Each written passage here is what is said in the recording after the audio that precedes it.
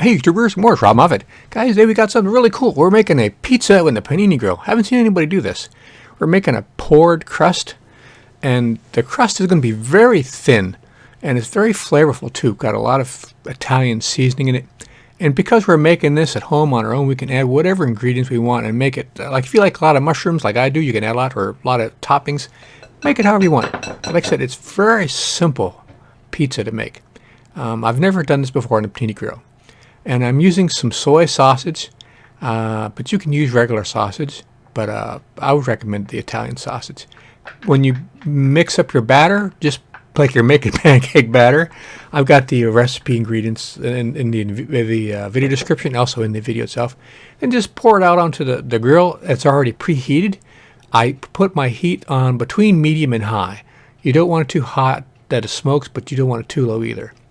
And then once you get it to where it's covered, you just start adding your ingredients, and you're going to add everything but the cheese and the sauce. So here we're going to be adding a lot of mushrooms, a lot of sausage, and some olives. I don't know if I had onions either, but that would have been a good thing to add. And then I'm going to grill it for 20 minutes with the lid shut. Then after 20 minutes is up, we're going to open up the griddle, the panini grill, and then we're going to add the cheese and the sauce and cook it for 10 minutes with the lid open. You want to make sure you leave it open. Don't cook it with it closed with the cheese and tomato sauce. Ask me how I know. So, well, I forgot olives. Yeah, you can't forget olives, can you, on a pizza? So, like I said, this is so simple, and I haven't seen anybody do this. I've seen pourable pizza crust before, people done, but not on the panini grill. So it's kind of cool. I really thought this turned out pretty good. It's gonna I'll show you how it looks at the end, but it tastes so much better than it looks, because the cheese and the sauce is covering up everything. But I think next time I would make it with less cheese and less sauce. I know that sounds like blasphemy, but it was just, I think, too much cheese and sauce. I think there was like 2/3 of a cup, and maybe close to a cup of cheese. So it was too much.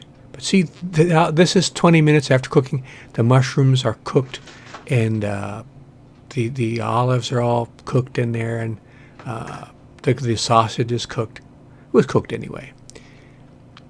Now when I'm pouring on the sauce, I think it's just too much. I would have preferred less, I think. You don't want to make a pizza pudding because it's only going to be cooking on top of the grill now with it open. If you had your oven, you could put it in the oven, and it would make it maybe a little better, but this defeats the purpose. This is so you don't have to use the oven. And it's so quick and so easy, you can make this anytime you want. If you're trying to lose weight, this is not a good recipe to watch. I had the window open, and the breeze was blowing in on across this, so that wasn't good. And the cheese was frozen because I just removed it from the freezer. And you don't want to do that either. It took too long to melt. And now the crust is kind of stiff and crispy there. It's got a good taste. Like I said, it tastes much better than it looks. Hope you guys give this a shot. I've got a bunch of other cooking videos in my recipe playlist. And I generally put cooking stuff on every Friday.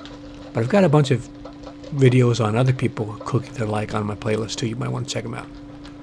And very inexpensive to make, this recipe. But it really helps to have fresh Italian season in your flour when you make the dough or the stuff you're going to pour on there. It really helps.